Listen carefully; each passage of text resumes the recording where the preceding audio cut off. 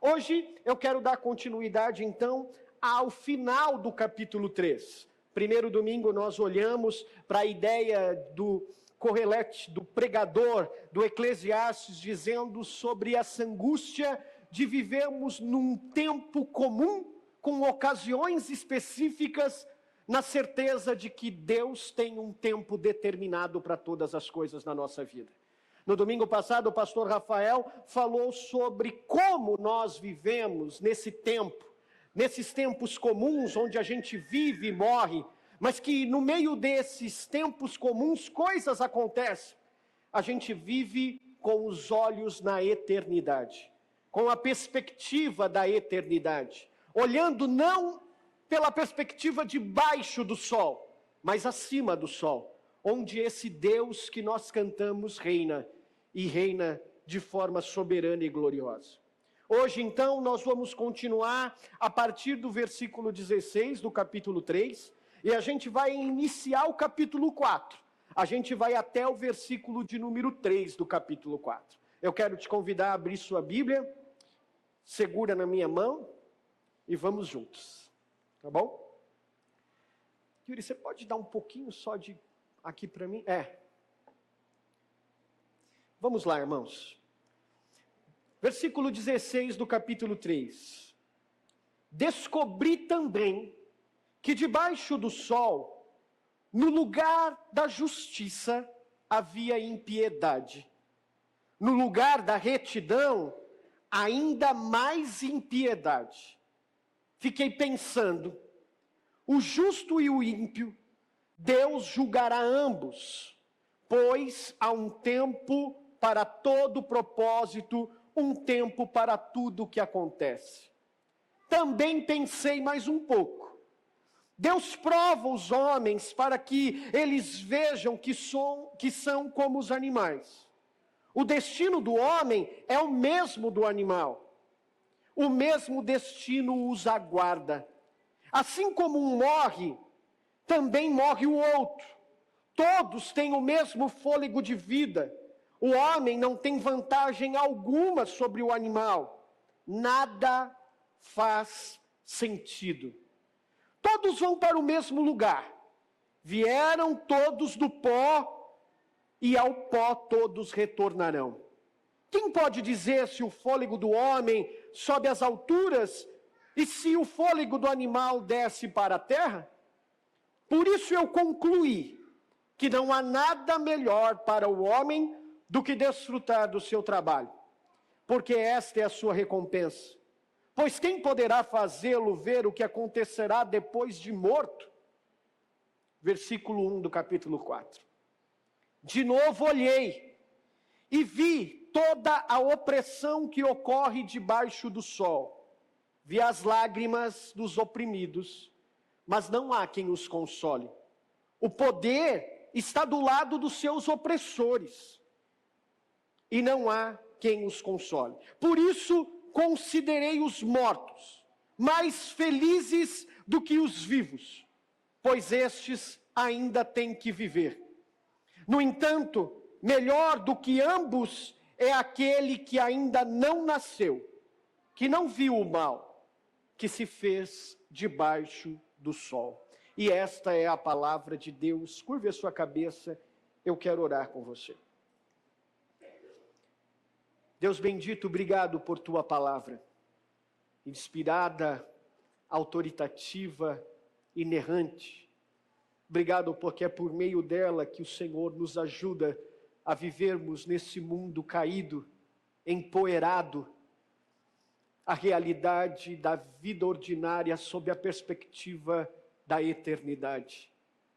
Corrige os nossos passos, limpa a poeira que a queda provocou e nos faz vivermos uma vida em retidão que espera em Ti, apesar das dificuldades deste mundo caído. Guarda o nosso coração com a expectativa daquilo que um dia definitivamente desfrutaremos, daquilo que um dia o Senhor fará plenamente em nós. É assim que oramos, no nome de Jesus.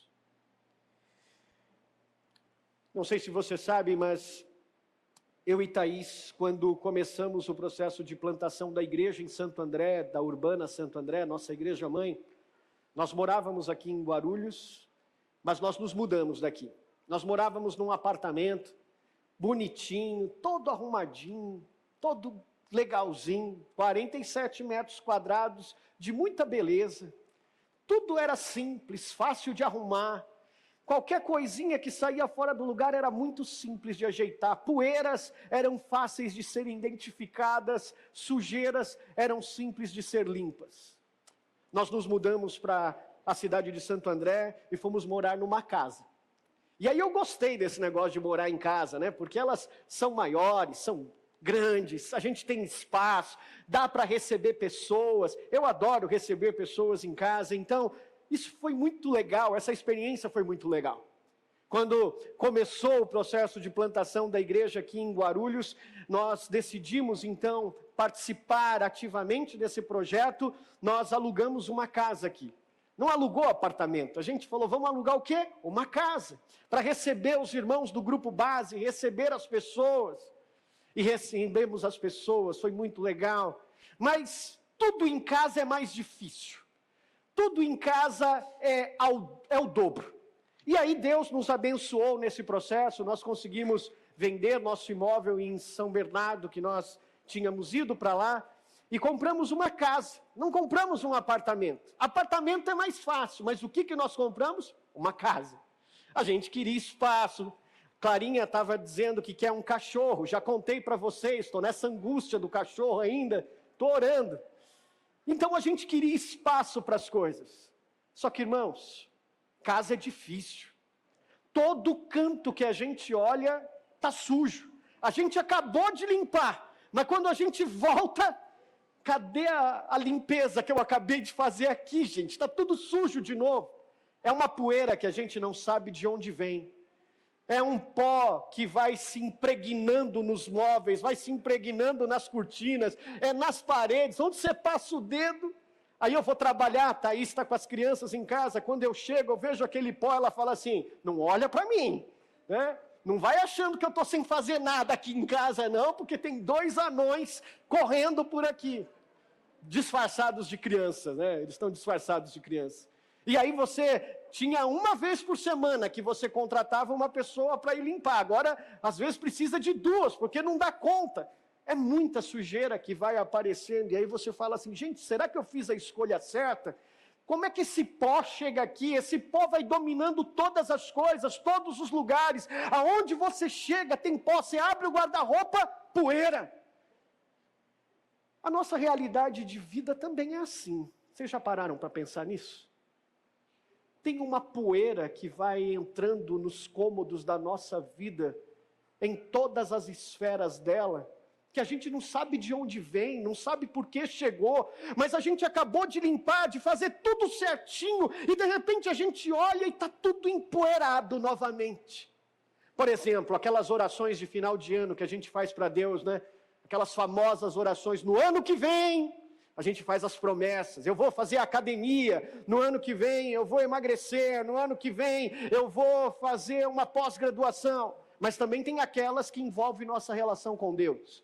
Senhor, aquele pecado que eu continuo pecando insistentemente, aquelas conversas erradas, aquelas coisas, aquelas que desagradam ao Senhor, eu vou pôr um fim nessas coisas, eu vou limpar os cômodos, porque eu sei que o Senhor é um Deus santo, e eu sei que aonde o Senhor está, não pode haver essa sujeira.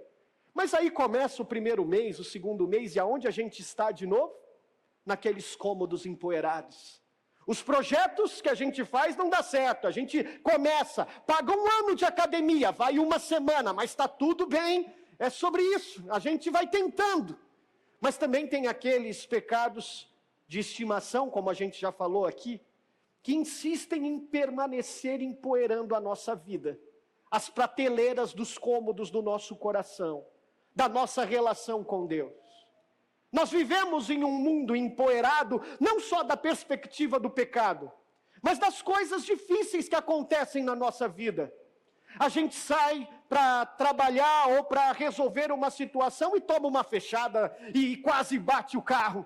A gente está no nosso trabalho e a gente recebe uma notícia que vai ter que trabalhar até mais tarde. Onde já se viu uma coisa dessa? Quero ver meus filhos. Por que eu preciso trabalhar tanto? Essas são angústias de um mundo caído. A gente não tem dinheiro para pagar as contas no final do mês, fica tendo que escolher entre a gaveta de cima e a gaveta de baixo. Qual que eu vou pagar nessa relação? Um mundo empoeirado que traz angústias e dificuldades para a nossa vida, não só do ponto de vista da nossa relação com Deus, mas da nossa vida ordinária, de como a gente vive essa vida. E talvez a gente se pergunte, como eu me pergunto, da onde vem tanta poeira? Essa rua, será que o pessoal não lava, não limpa? Da onde vem esse negócio? Gênesis 3 vai explicar para a gente de onde vem essa poeira que alcança os cômodos do nosso coração. Eu não sei se você sabe, mas os nossos primeiros pais, Adão e Eva, no jardim, estavam vivendo em um lugar onde tudo era limpo. Não havia poeira, onde tudo era belo, onde Deus fez todas as coisas pelo poder da sua palavra, e Ele disse, isso aqui é bom, é muito bom. Mas um dia, nossos primeiros pais decidiram que aquilo poderia ser um pouco melhor sob a perspectiva deles. Eles não confiaram plenamente no cuidado de Deus, no seu controle, na sua soberania, no seu senhorio. Então eles falaram, não, se a gente fizer isso, se a gente fizer dessa forma, então poderá ser melhor. E então nós decidimos nos rebelar contra Deus, indo contra aquilo que Ele nos orientou. Não comam do fruto da árvore, porque no dia em que vocês comerem, certamente vocês morrerão. Não, nós ouvimos a serpente. Nós ouvimos as vozes que clamam a nossa fidelidade e a gente continua fazendo isso hoje todos os dias, ao exemplo dos nossos pais. Primeiros, Adão e Eva, e comemos do fruto. E no dia que comemos do fruto, em Gênesis 3, o pecado entrou na nossa história. Nós não deixamos de ser boa criação de Deus, não. Nós não deixamos de ser obra de Deus, sua imagem e semelhança. A criação não deixou de ser boa porque o pecado entrou, não. Mas o pecado, como disse Agostinho, ele entrou como uma parasita. Algo que pode ser comparado como uma ferrugem. Sabe uma ferrugem que chega no ferro, e quando chega no ferro, ela vai corroendo o ferro? O ferro não deixa de ser ferro por causa da ferrugem.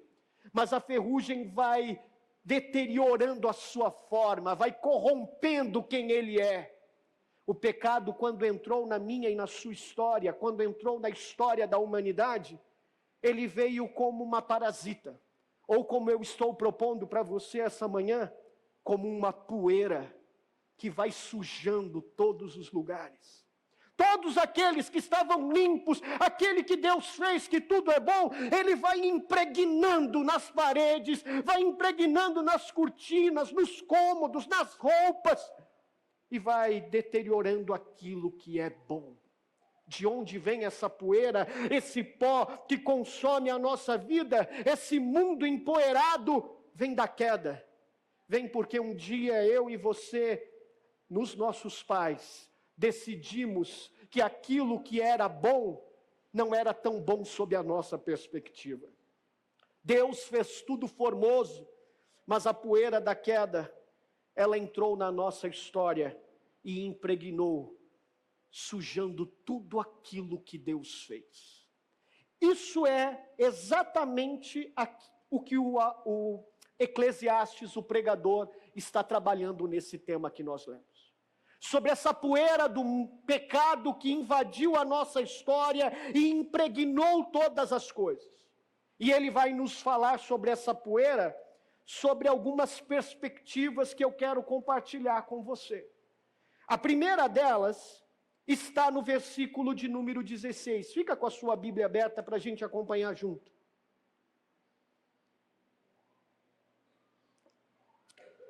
Ele diz assim no versículo 16: eu descobri que debaixo do sol, no lugar da justiça, havia impiedade, e no lugar da retidão, ainda mais impiedade. O que Eclesiastes, Salomão está dizendo, é que nesse mundo em que nós vivemos, existe uma poeira chamada injustiça. Uma poeira que impregnou nas paredes de todas as áreas, de todos os lugares, de todas as circunstâncias, de todos os estabelecimentos do nosso mundo em que vivemos, chamada injustiça. E isso, sem dúvida alguma, você já deve ter experimentado em algum momento da sua vida. Como você sabe, talvez não, mas eu sou advogado. E atuo, por mais que isso te choque, especificamente na área criminal. Isso é uma conversa para um café no pequeno grupo. Mas, na minha área de atuação, é muito comum a gente se deparar com situações de injustiça. Com sentenças que deveriam absolver alguém porque ele não é culpado, está sendo acusado injustamente, mas recebe uma sentença condenatória que vai colocá-lo na cadeia.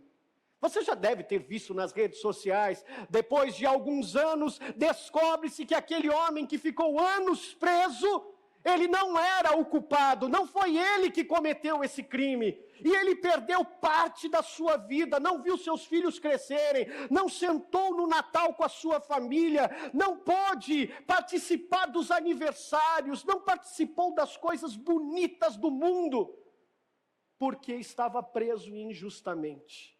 Você já deve ter visto uma história, eu vejo isso todos os dias. E não é porque eu estou defendendo aqueles que fazem coisas erradas, mas mesmo esses homens que fazem coisas erradas, bandidos que fazem aquilo que não é certo, às vezes também recebem penas injustas. Como assim, Jefferson? Sim, porque a lei vai dizer qual é a pena que esses homens devem receber. Mas às vezes juízes com um senso de super-herói, com um senso de salvador social, eles impõem penas maiores do que eles deveriam fazer à luz daquilo que a lei diz. E aí corre o advogado para tentar recorrer e diminuir e fazer com que haja justiça. Ele vai ser preso, ele deve ser preso, mas ele deve ser preso cumprindo aquilo que é justo, aquilo que é o correto. Nosso senso de justiça fica ofendido quando essas coisas acontecem. Mas também, às vezes, acontece daquele que cometeu o crime sair absolvido. Aquele que violentou a criança, aquele que violentou uma mulher, aquele que entrou dentro da casa de um pai de família e roubou. E quando chega no sistema judiciário, a gente percebe que, às vezes, aonde deveria acontecer justiça, na casa da justiça, às vezes a justiça não acontece. Às vezes bandidos saem, com uma liminar num habeas corpus, pegam um helicóptero e não aparecem nunca mais. Existe uma poeira chamada injustiça impregnada, não só no sistema judiciário, não só na falta de imparcialidade de juízes, mas em todos os lugares. Eu não sei se você já leu, mas sugiro que leia se você tiver ânimo, porque é uma leitura difícil, grande, mas eu não sei se você já leu a Divina Comédia. A Divina Comédia de Dante Alighieri conta a história de 3 esferas, o céu, o purgatório e o inferno, e como esse personagem passa por esses lugares.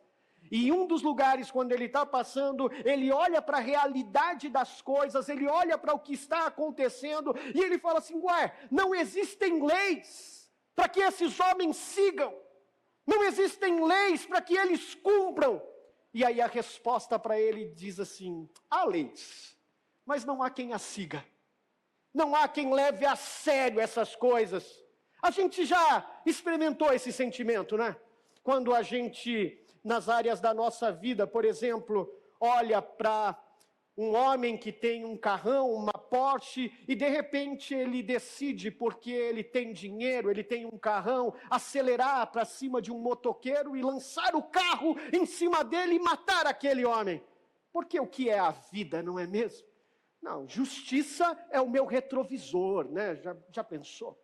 A gente olha os comentários que as pessoas escrevem sobre coisas como essa, e a gente fica chocado quando a gente lê e percebe que pessoas escreveram assim: -1 para quebrar o retrovisor dos carros na grande São Paulo. A gente fala, peraí, cara pálida, o que você disse? Quando foi que a vida passou a ser menos importante do que as coisas? A gente fica indignado com essas coisas, a gente olha para o poder que essas pessoas têm e como elas exercem poder, e a gente fala, não é possível que no mundo não haja justiça que trate com igualdade as coisas.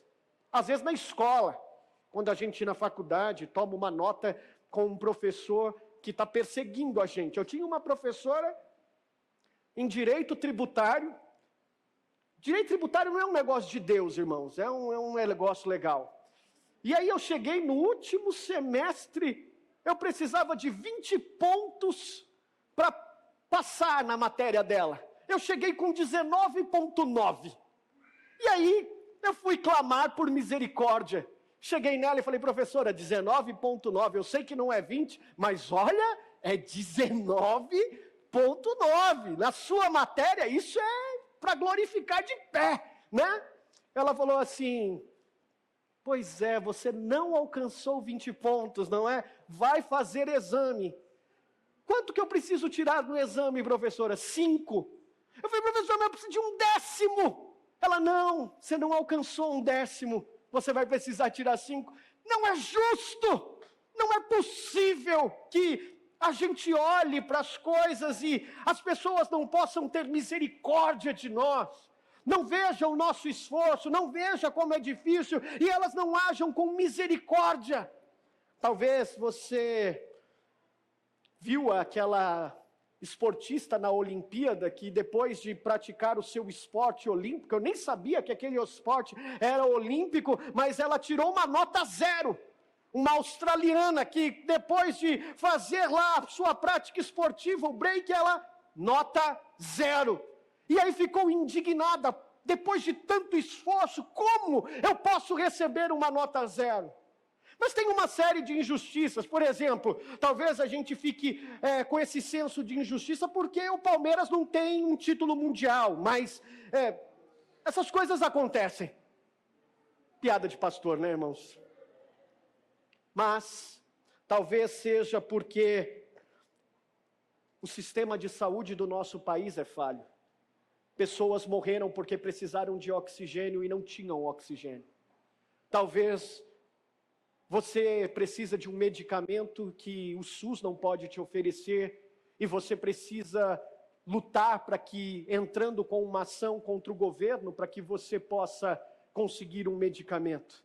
Talvez você tomou uma multa, que essa multa era injusta, você não estava andando no acostamento, pelo menos não dessa vez. Mas você tomou uma multa. Você olha para a realidade das coisas e você vê as favelas. Você vê pessoas que não têm o básico para comer, com o esgoto passando debaixo das suas casas, a miséria. Você olha para a educação e as escolas, elas não são boas. Você precisa se esforçar para pagar uma escola para o seu filho e às vezes elas também deixam a desejar. Existe uma poeira chamada injustiça impregnada nas paredes. Talvez você olha para o seu marido e fala, puxa vida, será que ele não percebe todo o meu esforço para dar conta dessa casa, para dar conta dos filhos, para dar conta das roupas, para deixar tudo em ordem? E ele sempre reclama, isso não é justo. Talvez seja a relação com seus filhos. Talvez eles estão olhando agora que ficaram maiorzinhos para você e dizendo para você, desdenhando de você, que não precisam de você. E você fica se perguntando, e as noites que eu fiquei sem dormir? E as fraldas que eu troquei? Como eu abri mão de coisas por causa de você? Não é justo que você me trate, que você fale comigo dessa forma. No mundo, meus irmãos, como Salomão disse e descobriu, no lugar da justiça, existe uma poeira de impiedade que nos assola todos os tempos. E no lugar da retidão, parece que existe mais impiedade. As pessoas matam por causa de R$2 que elas te pediram, porque elas querem usar droga, mas você não dá, você merece morrer. As coisas são banais, e quando a gente olha para a estrutura, a gente se cansa de limpar esse mundo, porque parece que por mais que a gente tente ser justo, o mundo não é justo. Então a gente até decide às vezes se render às injustiças. Está todo mundo pegando esse acostamento para chegar mais cedo, eu vou pegar também. Está todo mundo sonegando imposto para tirar uma vantagem, por que só eu vou viver assim? Vou sonegar também.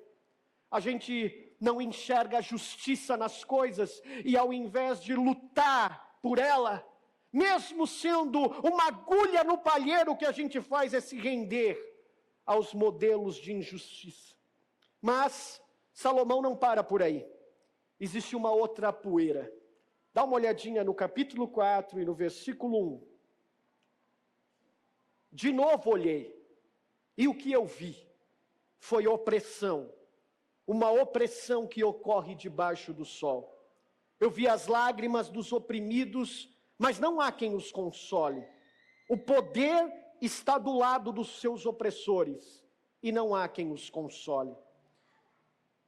A consequência de injustiças é opressão, é falta de consolo, é lágrimas. A família que viu o bandido sendo absolvido injustamente, que teve sua filha morta, que teve a mulher que foi violentada, quando vê que os sistemas de justiça não funcionam, quando a gente olha para a sociedade e vê moradores em situação de rua, gente precisando passar a vida inteira trabalhando para ganhar um salário ridículo, para se aposentar e conseguir sobreviver comprando remédios caríssimos, a gente se desespera e vive essa nossa poeira de opressão, um mundo que nos angustia. E olha que Salomão vai dizer para nós que os oprimidos, existem algumas características neles. Há lágrimas nos seus olhos. A gente chora por causa dessas coisas, a gente chora porque famílias abandonam crianças, a gente chora porque mães matam filhas, como a gente viu esses dias. A gente chora porque, olhando para essa realidade caída, parece que o senso do Salomão está certo. Nada faz sentido. Tudo é desesperador. Por isso a gente chora com notícias.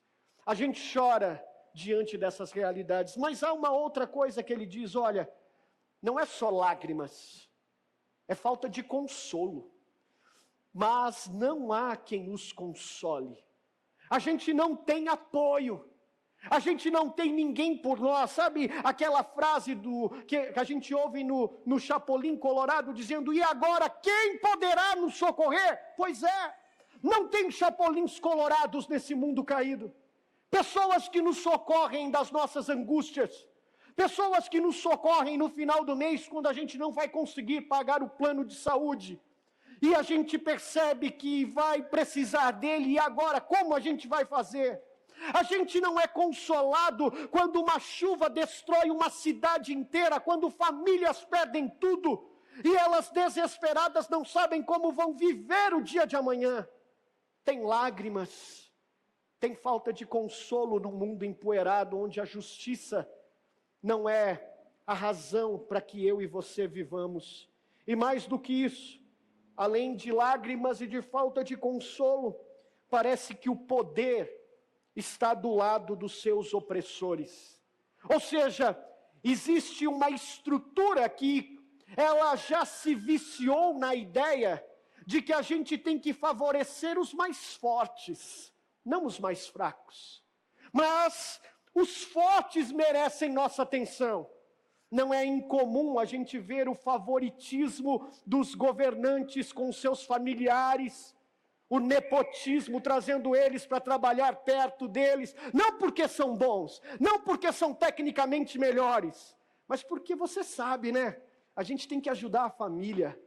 O poder daqueles que são grandes Ele favorece esse grupo e essa classe, e não favorecem o pobre, a viúva, o órfão, não oferecem nada para o estrangeiro, porque esses homens, segundo Salomão, o poder está do lado deles. E quando a gente olha para isso, a gente fica indignado. Como é que esses governantes ganham tanto? Como é que um delegado de polícia com o salário que tem anda com uma Porsche? Tem alguma coisa que não se encaixa? Tem alguma coisa nessa estrutura que está viciada ao ponto de corromper todas as coisas? Enquanto tem gente passando fome, enquanto tem gente na fila do SUS, enquanto tem gente precisando de educação básica para as coisas simples da vida, o poder está do lado dos opressores. Gente, quando a gente olha para isso, eu não sei você, gera um desencanto na vida às vezes, não é? Esse desencanto que o Rafa disse aqui, que a Ju sabiamente reorientou seus afetos e falou, olha, é preciso olhar um pouco para o outro lado, porque se você só olhar para cá, tem muito desânimo. Salomão experimentou isso também. Dá uma olhadinha nos versículos 18 a 20 do capítulo 3. Ele disse assim, também pensei, e aqui ele vai falar de uma poeira de consequência desse desencanto da vida. Deus prova os homens para que eles vejam que são como os animais. Ou seja, o que Salomão está dizendo aqui é que eu e você somos parecidos com eles, com os animais. E ele está dizendo que Deus nos prova nessa realidade para ver o como nós somos parecidos com ele. Eu acho que não, em alguma medida, irmãos. Sem dúvida alguma, nós viemos do pó, somos carbono, nós somos parecidos com os animais. Mas às vezes eu acho que os animais, eles têm uma significância até melhor em alguns aspectos nesse mundo caído do que a gente. O que Salomão está tratando aqui é da nossa insignificância. Ele está falando, a gente pensa que é evoluído, mas na verdade a gente é como os animais, nesse mundo empoeirado. Mas deixa eu te falar uma coisa, os animais não se preocupam com o IPTU para pagar, não é? Os animais não se preocupam com o IPVA, não se preocupam com contas. Os animais não estão se preocupando onde seus filhos vão estudar. Mas sabe de uma coisa? Os animais também não fazem intrigas uns com os outros. Os animais não fazem fofocas. Os animais não fazem falso testemunho. Os animais não sequestram pessoas e vendem como tráfico humano para que outros explorem essas pessoas. Animais não fazem isso, não fabricam armas letais para matar outros animais, não fabricam drogas viciantes. Animais não matam seus filhos no ventre porque eles se tornaram inconvenientes. Animais não fazem isso. Acho que em alguma medida Salomão, quando trata da nossa insignificância no mundo empoeirado, ele tem razão. Só que não da perspectiva como ele aponta. Nós em alguma medida fomos corrompidos pelo pecado, de tal modo que aquilo que era bom se tornou péssimo. A gente é capaz de fazer coisas que nem mesmo a gente acredita que é capaz de fazer. Não é só conversar no WhatsApp escondido e apagar as mensagens, não. A gente é capaz de trair o nosso cônjuge, porque o nosso coração é adúltero. A gente é capaz de passar horas sem fio num telefone, passando o dedo na tela, ao invés de olhar nos olhos dos nossos filhos. Acho que em alguma medida nós, de fato, nos corrompemos pelo pecado, porque não foi isso que Deus planejou para nós. E de fato nós não somos mesmo parecidos com os animais. Mas há uma outra coisa que ele, nesse desencanto da vida, aponta. Dá uma olhadinha no versículo 19 e 20. Ele vai dizer o seguinte: o destino do homem, ele vai falar sobre a morte. Desencantado com a vida, ele olha para a morte e ele fala assim, olha, o destino do homem é o mesmo do animal. O mesmo destino os aguarda. Assim como um morre, o outro também morre. Todos têm o fôlego de vida. O homem não tem vantagem alguma sobre o animal. Nada faz sentido. Todos vão para o mesmo lugar, vieram todos do pó, e ao pó todos retornarão. Aqui Salomão fala sobre essa poeira do desencanto da vida, olhando para o nosso pior inimigo, o mais pavoroso, a morte. Quando a gente fala de morte, ninguém tem um sentimento bom sobre isso. Eu me lembro que quando eu estava cuidando da minha irmã no hospital, eu talvez já tenha dito isso para você, mas isso, meu coração está cheio disso, então vocês vão ouvir bastante sobre isso ainda. Mas eu me lembro que eu estava no pronto-socorro, algumas camas para trás, havia uma família, e de repente, separados pelos boxes, eu ouvi uma filha dizendo, mainha, mainha. E aquele grito foi ficando mais forte, eu entendi que aquele era um grito de desespero de quem chamava por sua mãe. Eu fui até lá e eu vi uma filha debruçada sobre o corpo da sua mãe, chorando, pedindo para que ela voltasse. Eu a abracei e disse, ela não está mais aqui, os enfermeiros vieram e ela chorou no meu ombro. Parece que a morte é esse desencanto da vida. A gente olha para as coisas e fala, se nada faz sentido, então por que a gente vive? Essa semana uma pessoa me escreveu e disse assim, a gente pode tomar um café? Eu disse, vamos tomar um café. Sentei com ele para tomar um café e eu percebi que no meio da conversa ele estava tentando me dizer uma coisa difícil de dizer, mas não conseguia. E quando já estava perto da hora de acabar nossa conversa, ele vomitou. Eu estou considerando suicídio. Eu olhei para ele, respirei. Ele começou a chorar. Eu levantei e dei um abraço nele. Eu nunca esperava que era isso que ele tinha para me contar. Mas quando a gente olha para a realidade da nossa vida, às vezes a gente é tomado por uma poeira de desencanto que a gente começa a considerar coisas que Deus não quer que a gente considere. Talvez hoje você está aqui e talvez já por sua mente, por seu coração passou essa ideia também. Nada faz sentido, eu não consigo pagar essas contas, eu não consigo dar uma boa casa para minha família, eu não consigo cuidar do meu casamento, está tudo destruindo, o chão está abrindo debaixo dos pés, tem muita poeira que eu não consigo limpar. Não faz sentido. E talvez você está flertando com coisas que não deveria flertar, porque, segundo Salomão, todos vão para o mesmo lugar. Todas as coisas vão acontecer iguais, a gente veio do pó, a gente vai retornar para o pó, nada faz sentido. É isso que ele fala no final do versículo 19. E quando você olha essa realidade da morte que Salomão aponta, encara, sobre a ideia do versículo 3 do capítulo 4, isso fica mais pavoroso. Olha o que está escrito no versículo 3. No entanto, melhor do que ambos, é aquele que ainda não nasceu, que não viu o mal debaixo do sol.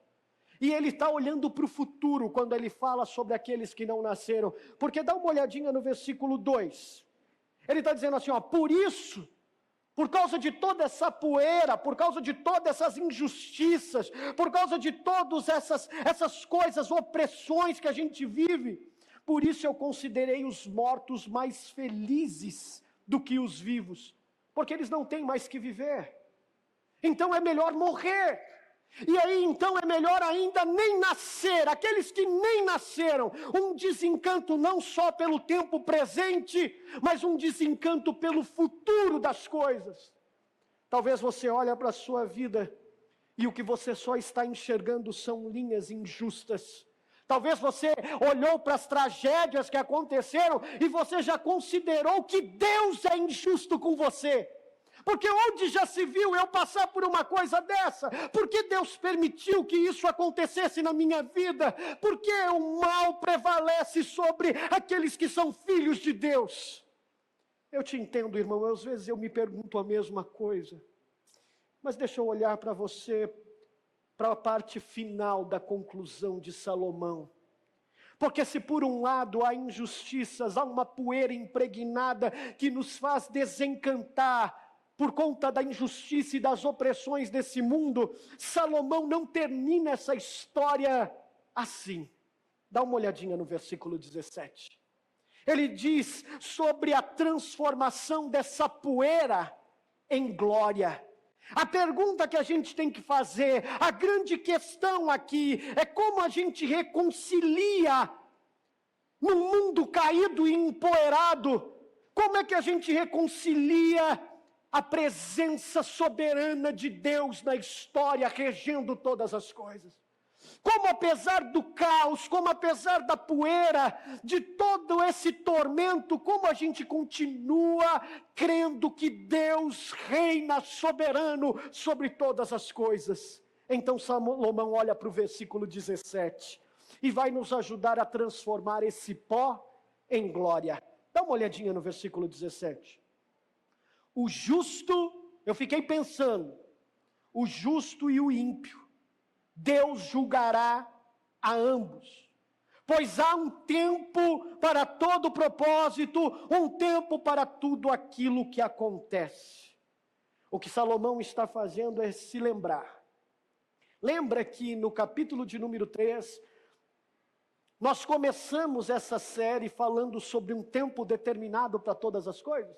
E a gente falou que há um tempo que são as situações comuns da vida, como viver e morrer, mas nesses polos entre viver e morrer, existem ocasiões específicas na nossa vida. E Salomão conclui que em todas essas coisas, nas maiores e nas ocasiões específicas da nossa vida, que só você vai passar, Deus estabeleceu todas essas coisas para um propósito. E lembra que eu disse que esse propósito é jubiloso?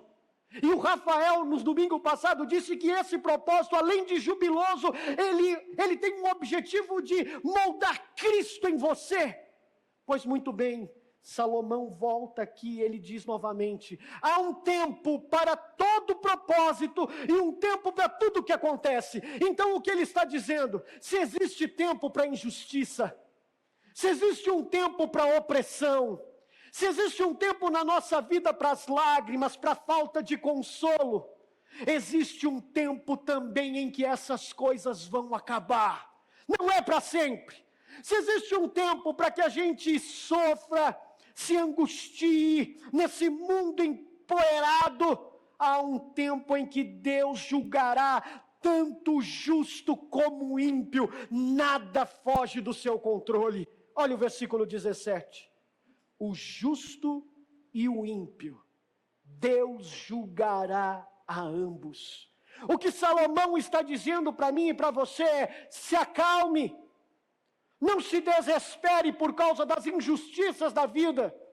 Não se desespere porque bateram no seu carro e não pagaram, não acionaram o seguro. Você tomou um prejuízo, eu sei, mas calma. Não se desespera. Vai haver muita poeira nesse mundo que vai deixar nossa garganta até seca.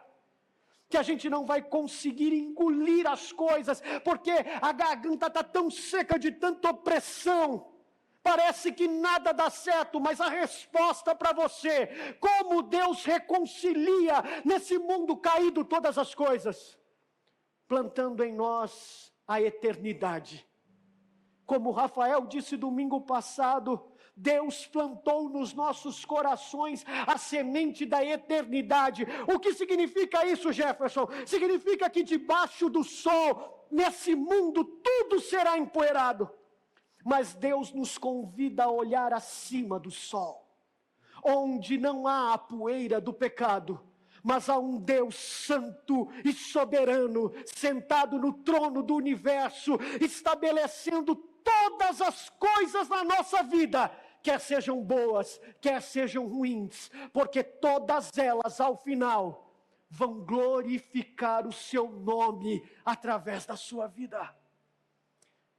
Jefferson, como eu transformo o pó da injustiça em glória? Você transforma isso entendendo que haverá um dia que Deus julgará todos, justos e injustos. Os juízes desse mundo podem falhar. O STF pode falhar. Um magistrado pode falhar, a polícia pode falhar, seu marido pode falhar, seus filhos podem ser injustos com você, mas não o Senhor Deus. Às vezes, as coisas não acontecerão na forma ou no tempo como esperamos. Mas lembre-se do que Paulo disse à igreja em Gálatas, a Galácia em Gálatas capítulo 6, versículo 7. Não se deixem enganar. De Deus não se zomba. Ninguém zomba de Deus, pois o que o homem semear, isso também ele colherá. Não se enganem, não se desesperem. Porque de acordo com João, quando estava na ilha de Pátimos, meu irmão, preso, sofrendo as injustiças do Império Romano, ele viu os céus abertos e ele viu um trono nos céus. Apocalipse capítulo 20, versículo 11, vai falar sobre o grande trono branco, e quando João olha para essa realidade do grande trono, ele diz: eu vi todos os joelhos dobrados diante dele, pequenos e grandes, justos e ímpios, ricos e pobres, homens e mulheres, todos estarão naquele dia com seus joelhos dobrados diante do Rei da Glória. E então ele julgará todos segundo as suas ações. E aí a gente olha para Abacuque, o profeta, olhando para a injustiça das coisas, e no capítulo 2, versículo 3, ele fala assim, quando fala do fim: ainda que demore, ainda que parece que o fim não vai acontecer, que a injustiça não vai acabar, espere, porque certamente ela virá e não tardará. A gente cantou isso essa manhã aqui. Virá em breve o Rei da Glória. Maranata, ora vem Senhor Jesus. E aí Salomão continua, dá uma olhadinha no versículo 20 na parte A. Ele diz assim, ó: todos vão para o mesmo lugar, vieram todos do pó, e ao pó todos retornarão. O que Salomão está dizendo é verdade, mas deixa eu te complementar uma outra verdade. Nós viemos do pó, voltaremos ao pó novamente, porque de lá fomos criados. Mas quando ele voltar, meu irmão, nós retornaremos do pó, ressurretos. Isso que é corruptível se revestirá da incorruptibilidade. Isso que é mortal se revestirá da imortalidade. E então nós ouviremos o nosso nome ser chamado. Os mares devolverão os seus mortos, a terra devolverá os seus mortos. Nós ressuscitaremos com ele, não nesse corpo destruído, cheio de poeira da queda, mas num novo corpo, como o corpo dele, como ele é. Não se preocupe com as injustiças desse mundo. Não iremos para o mesmo lugar dos animais. Nosso espírito voltará para Deus, e nós, quando ele voltar, ressuscitaremos com o nosso corpo. É difícil, irmãos, viver nesse mundo empoeirado. Você vai experimentar injustiças, você será oprimido, você vai experimentar descaso. Não há nesse mundo quem nos console e limpe a lágrima dos nossos olhos. E por isso nossa garganta está seca. Tem uma coisa que acho que vale a pena você ouvir.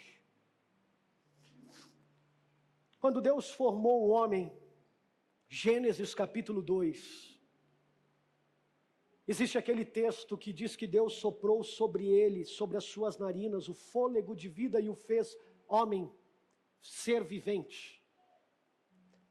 A palavra hebraica ali é nefesh.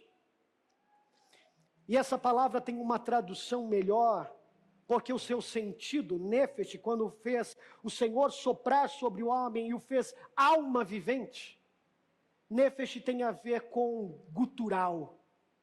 Essa palavra tem a ver com sede.